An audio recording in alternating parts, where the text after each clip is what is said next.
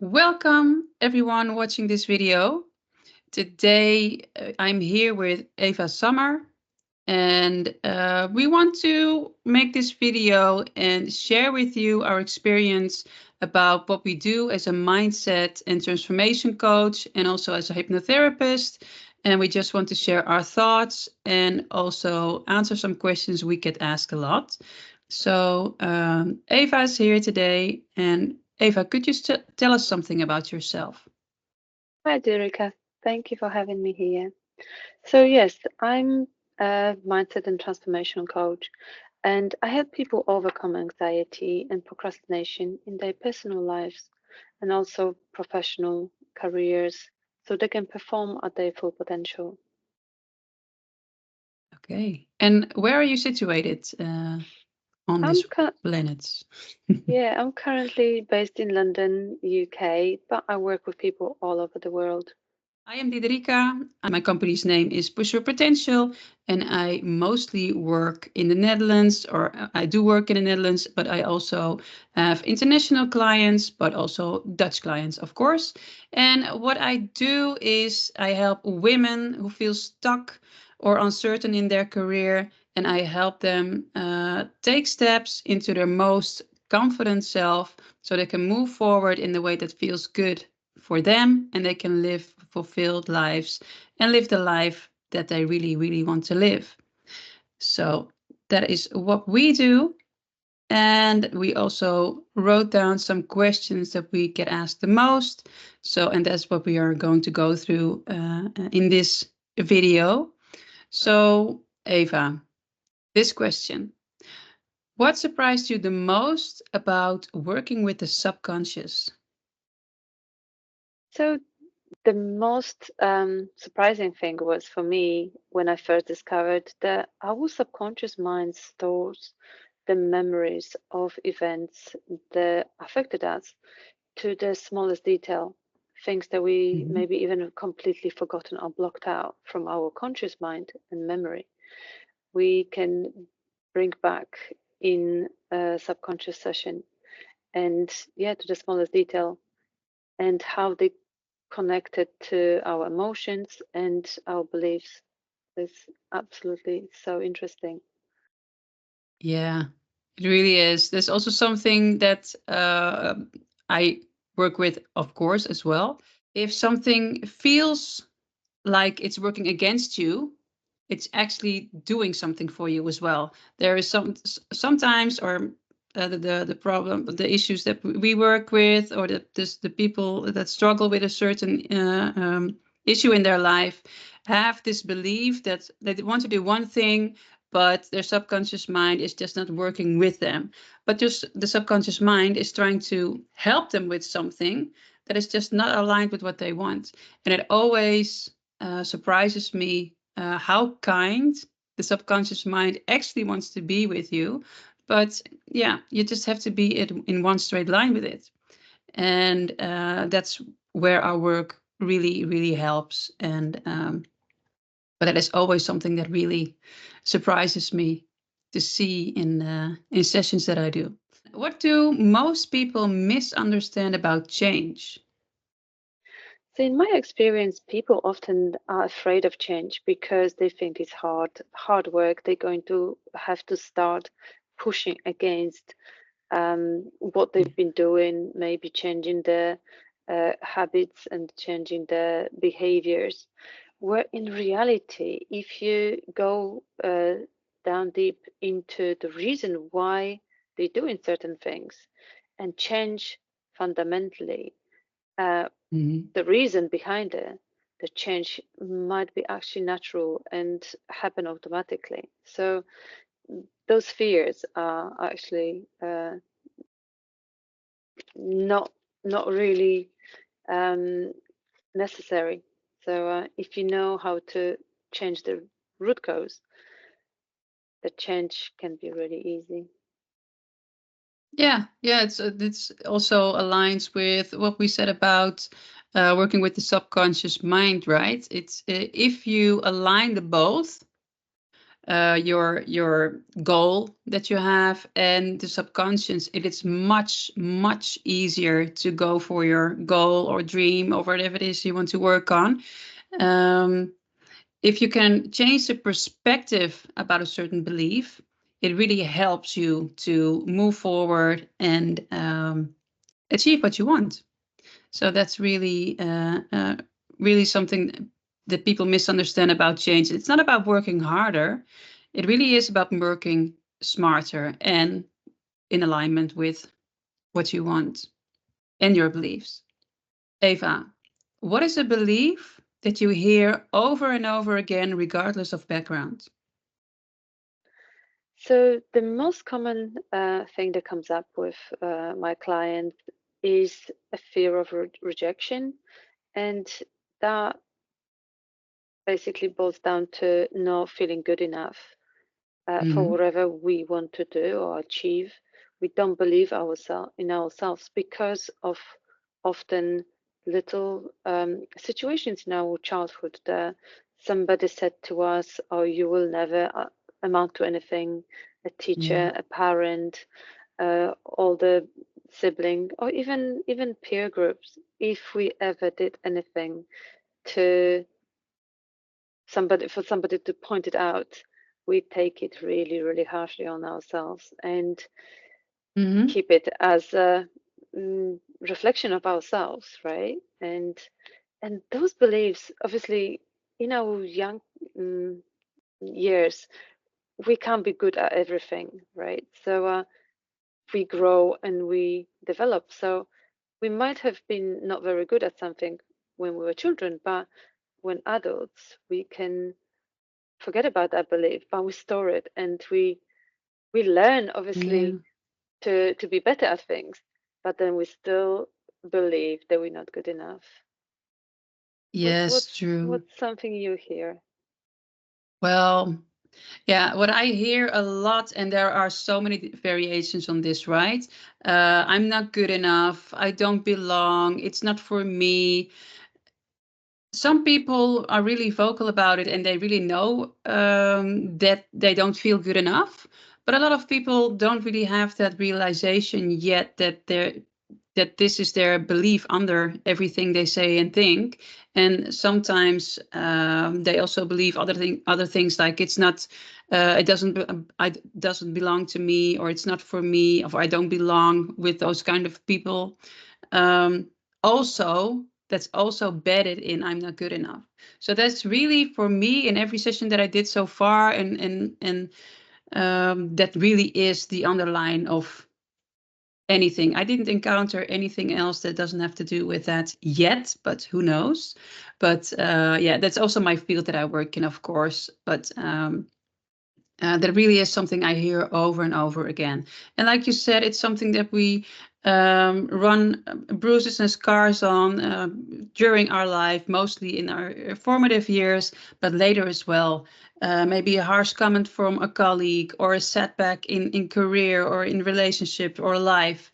And it really takes another scar on this belief that I'm not good enough. And yeah, that's something we can all learn from and do something about. So yeah, this is Absolutely. really something I hear a lot, a lot. Why doesn't insight automatically lead to change? Yes, we all probably experience that. We hear all the great advice, we know what to do, Hmm. yet we're not doing it. Why are we not doing it? Hmm. Often there is something in our subconscious that believes that that may be not safe for us to do or to be. And yeah, just getting to the root of it um, might be informative enough for us to actually realize, oh, that belief no longer serves me. It's redundant. So often just realizing what is holding us back often Hmm. is enough to release it, right? And then do what we're meant to be doing, what we want to be doing. Yeah, exactly. And that's something I stumble upon, not only with my clients but also with myself, right? I am not anything near perfect. So, we hear a lot of people with great advice: work out, stop smoking, don't eat enough, too much sugar. Well, whatever you can name it, and we have all heard it before. But there's something in us that knows that, but doesn't really want to take the action towards it, even though you know that it's the best thing to do. So, for example, if we would take working out for an example, you know that it's better to maybe walk around the block for half an hour than watch something on TV that doesn't give you anything other than just being a couch potato, right? Just to give it a name. We all know that Absolutely. it's better to do that. But something in us is afraid that it might maybe change something, maybe hurt us in some kind of way. And this sounds really deep, but there is something in your subconscious mind that tells you that maybe it's not safe enough to actually go for that.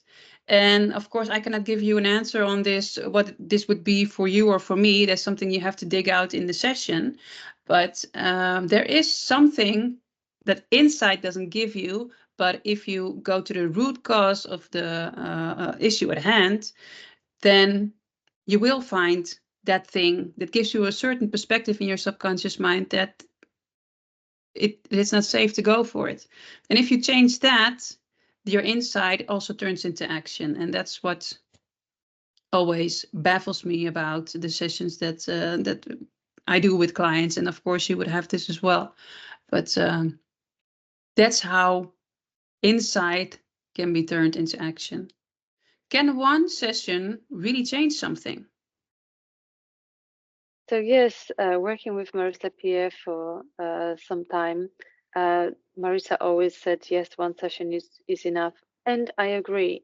One session can change a lot, um, especially working with RTT for very first time. You can see people transform really, really rapidly from the first session because you Mhm. unlock something that's been stored there for a very long time. You start letting the energy flow, and changes are very, very rapid, hence the name rapid transformation therapy, right? So yes, absolutely, one session can have incredible effects, but not always. Sometimes we work with layers and layers of beliefs on top of the core beliefs. So things like weight loss, for example, might be instant, but might be something that you need to work with stripping down the layers of beliefs that been planted on top of the core belief, right? So Yeah. yes, it really depends. It really depends on a person, but 1 to 3 sessions usually is enough to deal with an issue in my Hmm. experience. Yeah. Yeah, I do agree with that. And it really depends on how far along you are in your healing journey. But usually, what I communicate with clients, and also what I hear around from Marissa Peer herself and other ITT practitioners and therapists, and also other therapists, of course, as well. I also, or what I use as an example to explain it more easily and more simple, is just look at it like a wound. For instance, you fell down, you hurt your knee, and you have a wound, and this is your confidence issue. In my example, right, the issues that I help the women that come to me with. So you have a certain wound on your knee in this case. One session, one bandage would really help you. It would really help to heal the wound, clean it, and the first bandage is already made and it's starting to heal. But if you really want to heal perfectly and not see any scars, not anything left of that wound that you had, you really have to refresh the bandage. You have to go through it again, clean the wound again, and until it's really healed. And it's also with the session. One session can make a tremendous difference already. But if you really want to make a real lasting change, you would really have to refresh the bandage and go into another session and another session. And you would be surprised.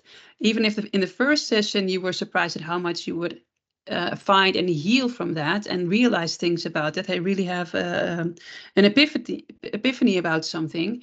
In the second and third session, you would also be surprised on what also comes up, because most of the time, if you have a certain issue that keeps on recurring as a pattern, it's not one incident in your life that this happened.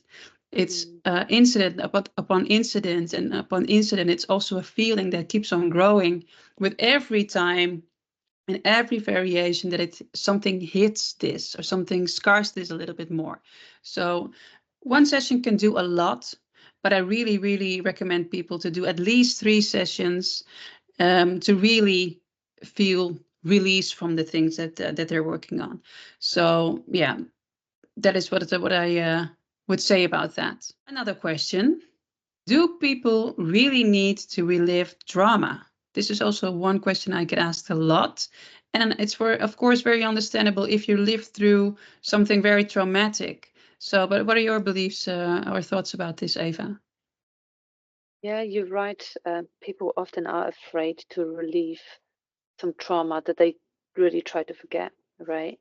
And Mm-hmm. the the fear is to relieve it, but realistically, in RTT session, you don't really relieve it. You look at the situation from a different perspective, and Mm-hmm. it can be really life changing to see.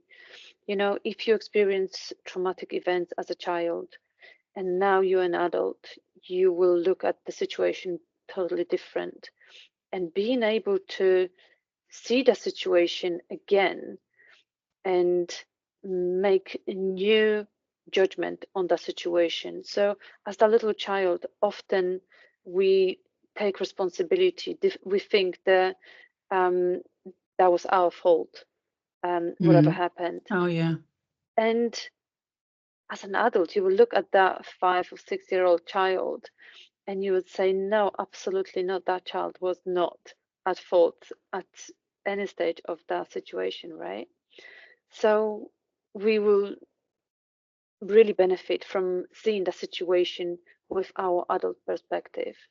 That can be a crucial part of releasing the belief that we made as a Mm-hmm. child. So yeah, just seeing it again and saying, oh, I believe that was my fault, but now I know it wasn't. So yes, True. Yeah. it is very beneficial. But if somebody really doesn't want to, there are ways to get around it. And knowing what actually caused the issue. Let's say we're working with the belief, well, I'm not good enough. We already know the the belief is there, right? So if we're working on that belief, we can go straight onto a part of us that actually Mm-hmm. stores that belief, Yeah. is responsible for that belief, and work with that part. And really looking for the trigger, the traumatic situation, Mm-hmm. um, can be skipped in that situation when we already know. But often we may have an issue, but we don't know what caused it because we either blocked it off or completely didn't connect it to the event. And Yeah. that happens for a lot of people. They're actually surprised when they see a scene Mm-hmm. and they really surprised. Oh, I did not make that connection in my conscious mind that that actually caused this issue. So yeah, it's beneficial. Yes, it is beneficial. And I do get this question quite often. Some people know where some certain issues come from or the things that they struggle with, where it's rooted, because they had an experience that is really traumatic in this case. And I get asked a lot, well, I really don't want to get to this point again and relive it. but is there a way around it, or do we really have to? And what I always say is that the subconscious mind really knows what's best for you at that moment. If it really comes up with this scene, it's really trying to tell you something. If you're not ready to face it during a session, it will not come up. So if it does come up, you are ready to face it. And what I also always say is that you're not reliving it. You're looking at it, and it might give you some certain feeling, maybe fear, pain, or whatever you went through. Of course, it is associated with that, and it's associated, stored like that in your memory, but you're not reliving it. At that moment, you are sitting here with me in a session, and we're just looking at it. So you're having a disassociative perspective on it. And that's how you should view it. And if your subconscious mind is ready to show this to you, and you can feel whatever you want to feel, right? But also realize after the first feelings settle in that you have the power to look at it a different way, that you can be dissociated, and that you don't have to relive that from the first second to the last.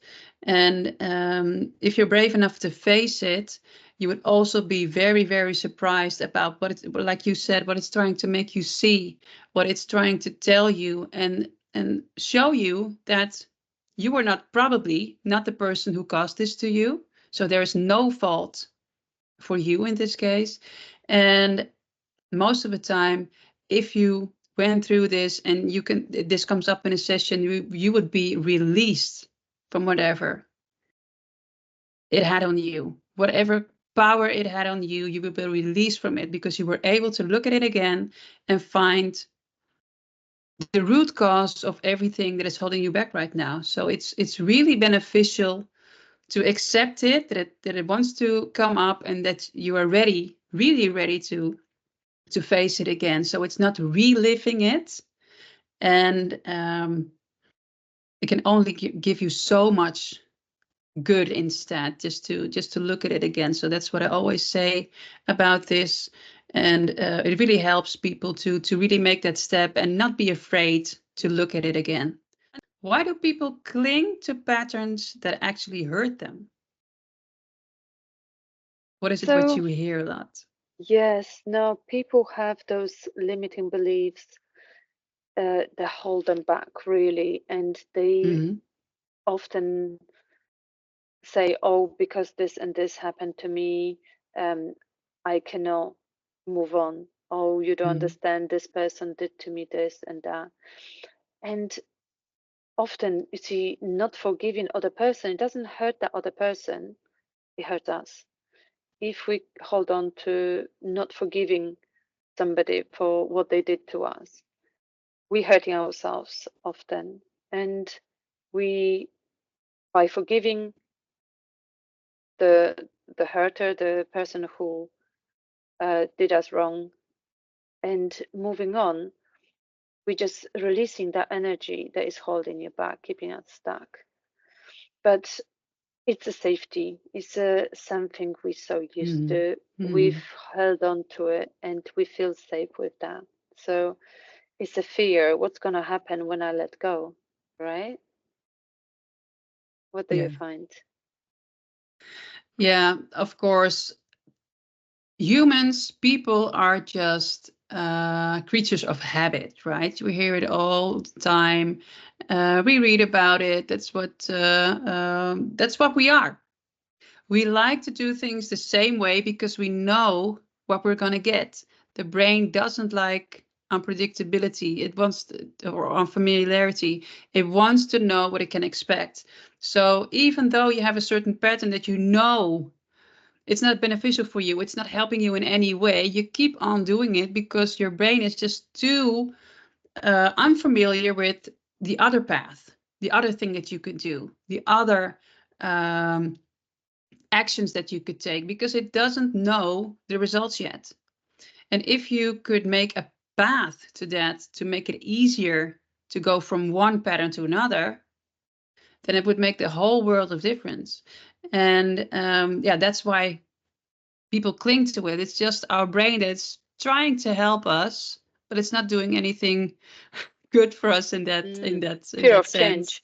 So yeah, if you can work around that, and that is what we do in our sessions, if you could be able to work around that and change your perspective on those patterns and change the perspective of your goal, that it's safe to go for it, that it's safe to build new behaviors, new patterns, if you want to name it like that, then everything changes. Everything changes.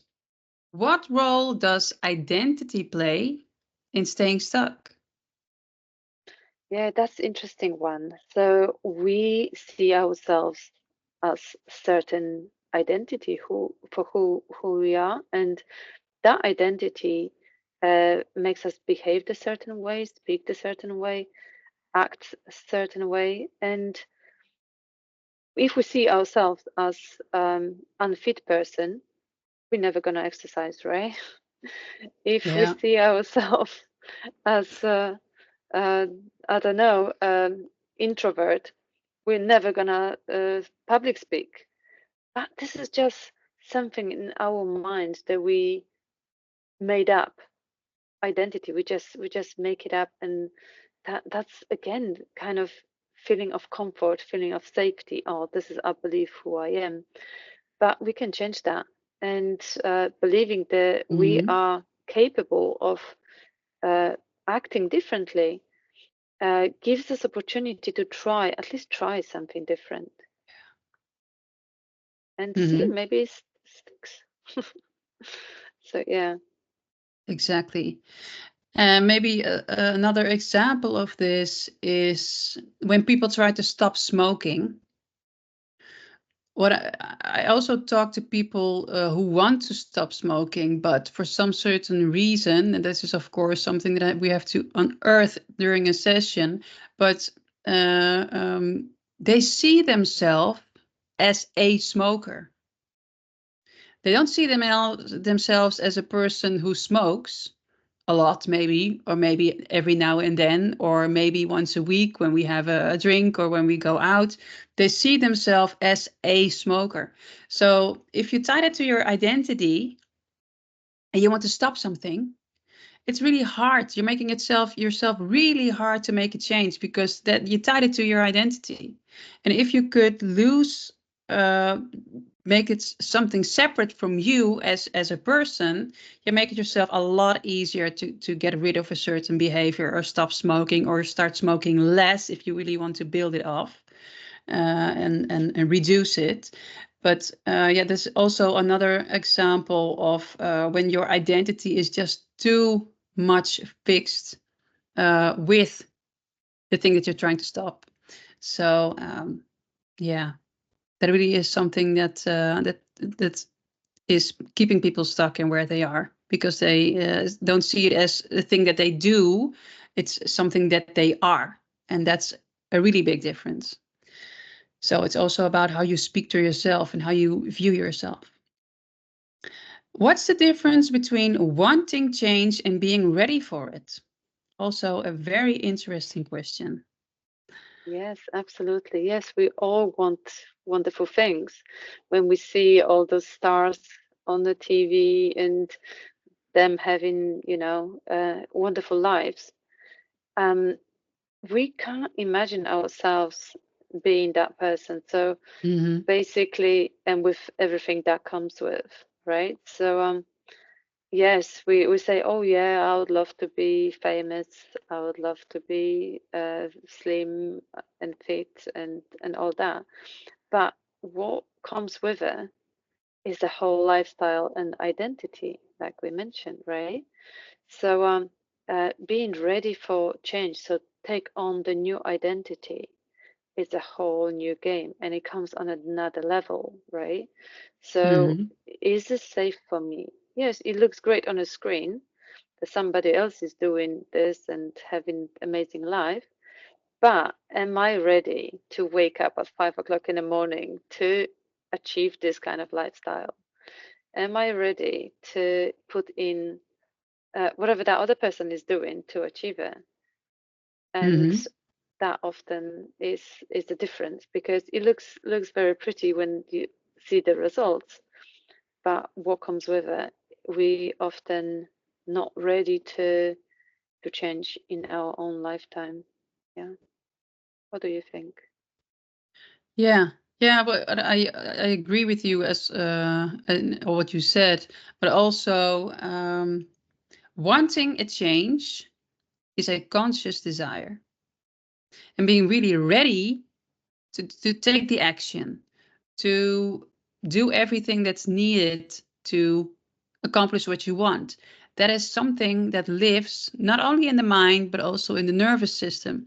If you don't see it as something safe or something that you could do without burning out, having to stop a certain hobby, relationship, or whatever that you also add value to, if you're not ready to give this up, or at least make changes, then it's just a conscious desire.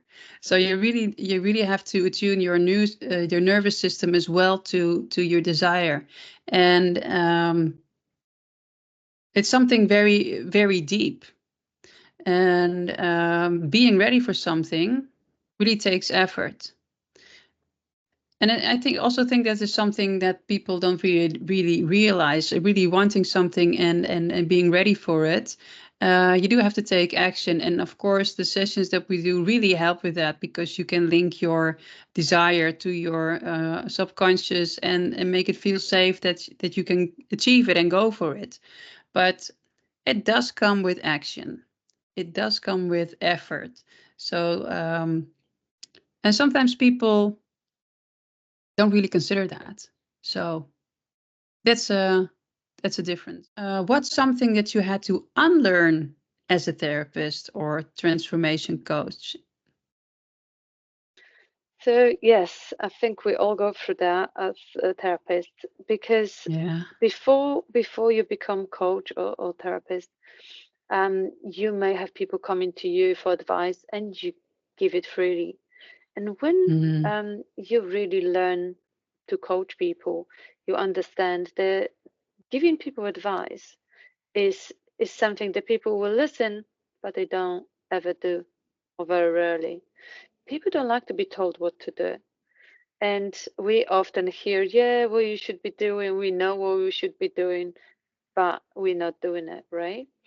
And through coaching, we ask powerful questions to ask that person, what do they think they should be doing? Because when person comes up with the solution to their own problems, they're more likely to action it and uh, follow through rather than being told, because we're being told a lot as children, and as adults we hate being told what to do, right? But when we Mm-hmm. come up with something Mm-hmm. ourselves, we think, wow, that's what really would work for me. So yes, asking the right questions so the person can come up with their own solution is the most powerful way to help someone bring up change. How Mm-hmm. about you? Yeah, yeah, I agree with that completely, because um, most of the time we know what to do. Most of the time we are just tired of people hearing, even if it's good advice and people mean well. People just don't want to be told what to do, and we all don't. Nobody's perfect, so and nobody really knows everything. We're all learning in this life. So yeah, what I really had to unlearn as a therapist is just be curious, ask questions, and not.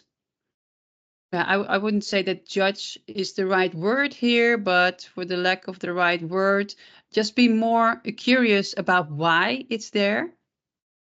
A certain belief that you're handling, and it's not a question of why it should be there, or why it shouldn't be there. In that way, it's just why it's there, and really consciously go into that with more questions, and really unearth what's really going on here, and don't have a judgment about it, because that's just not my place to be.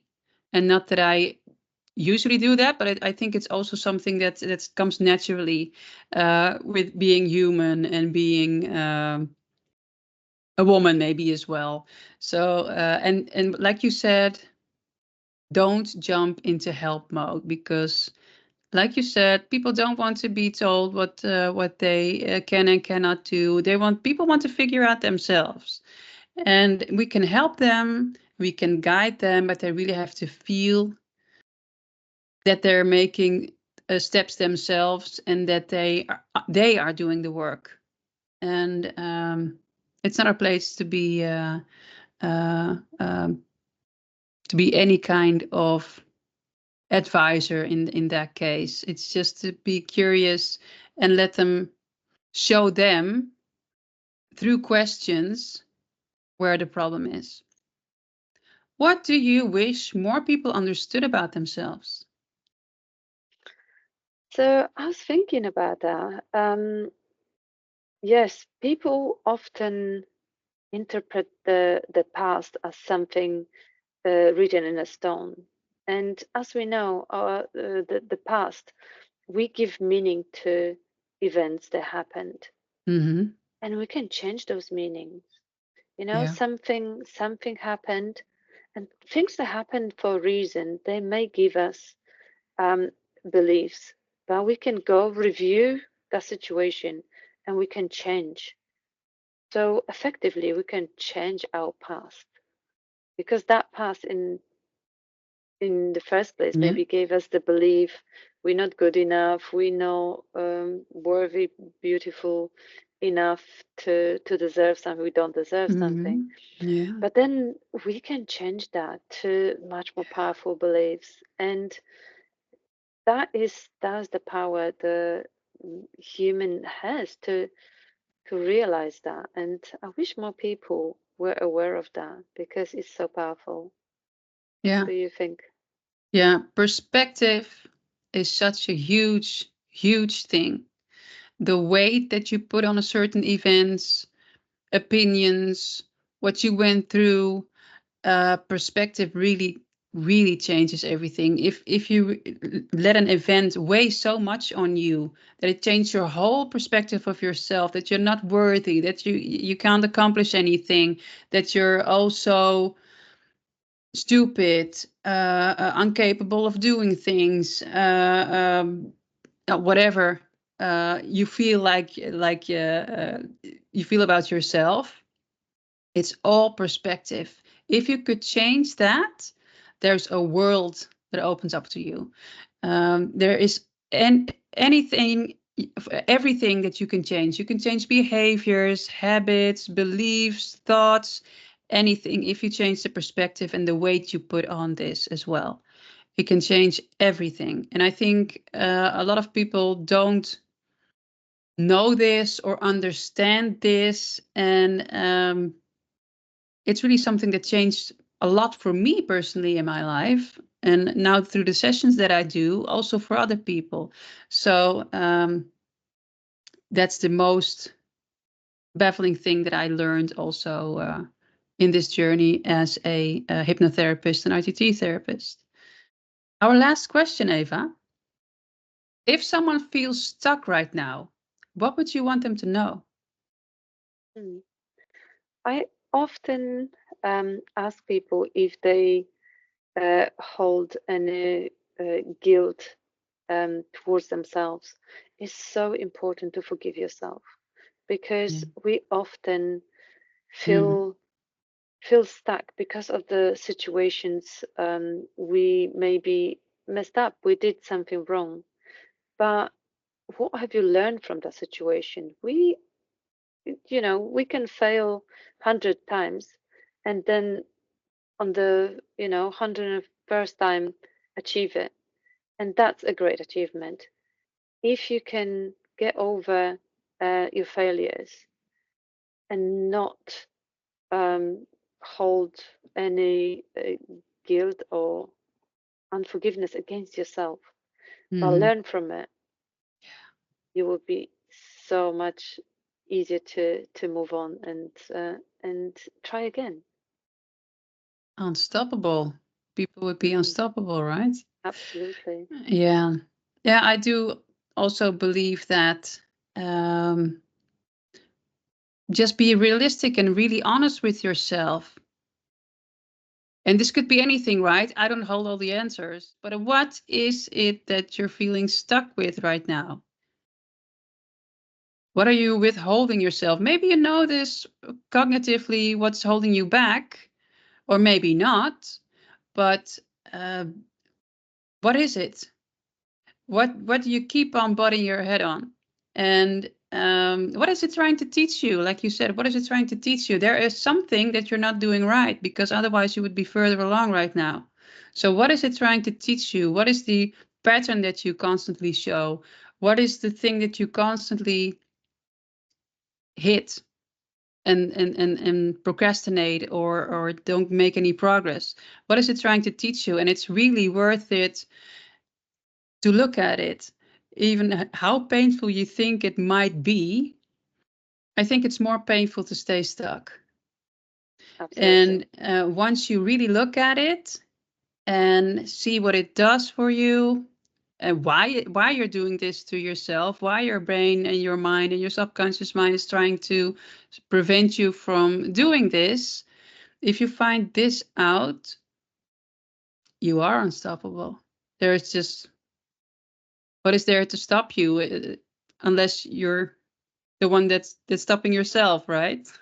So yeah, if somebody's feeling stuck right now, just look at it, be very really curious about what's keeping you stuck, and try to work on that. Try to unearth it. Go to therapy. RTT works with that, of course. That's what we do.